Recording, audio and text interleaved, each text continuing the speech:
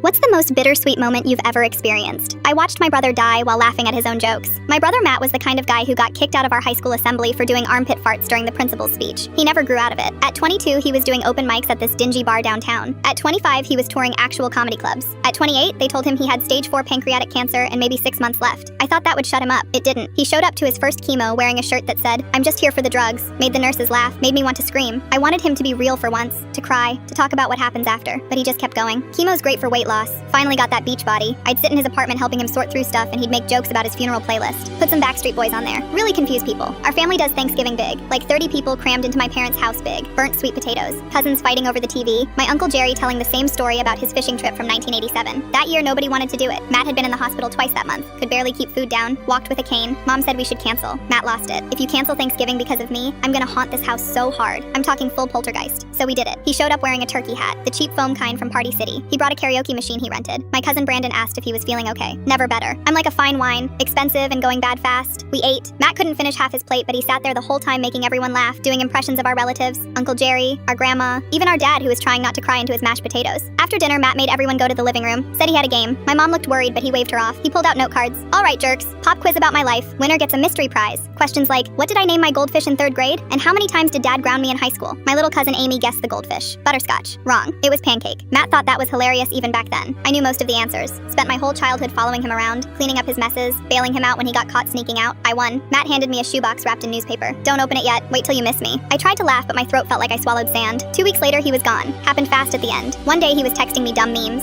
3 days later, Mom called me at 6 a.m. I couldn't look at the box for 5 months. It sat on my closet shelf under my winter coats. My roommate Julie kept asking what was in it. I said I didn't know. I did know. It was the last thing he'd ever give me. And once I opened it, that was it. No more surprises from Matt. But one night, I got drunk on cheap wine and pulled it down. Inside was a USB drive, a letter on notebook paper, and a pack of gum. The letter said, I couldn't do the goodbye thing in person. Too sad. Also, I look terrible and I've got my pride, so I made you something. P.S. The gum's for you because your breath is trash. I wanted to laugh and throw up at the same time. I waited till Julie went to bed, plugged the drive into my laptop. It was a video. Matt on stage at some comedy club. He looked so sick, skinny, pale, but he was smiling. The whole set was about us growing up, about the time I accidentally set his homework on fire in 8th grade, about how I used to make him play Barbies with me and he'd make Ken do backflips off the dream house, about our dad teaching us to drive and Matt running over the mailbox. Then at the end, he got quiet. My sister's always gonna watch this someday, probably crying, definitely drunk. I was both. Zoe, you spent your whole life trying to fix my mistakes, but you were never a mistake. You were the best thing in my life besides pizza, and that's saying something. He paused, looked right at the camera. I know you wanted me to be serious at the end, to talk about death and feelings and all that, but that's not me. So here's what I'll say. I'll haunt you if you throw out my DVD collection. I'll haunt you if you don't finish college, and I'll haunt you if you forget to laugh. He smiled. See you later, nerd. Video ended. I sat there staring at the black screen for an hour. I laughed. I cried. I watched it 4 more times. His goodbye was a punchline, and I'd never heard anything more beautiful.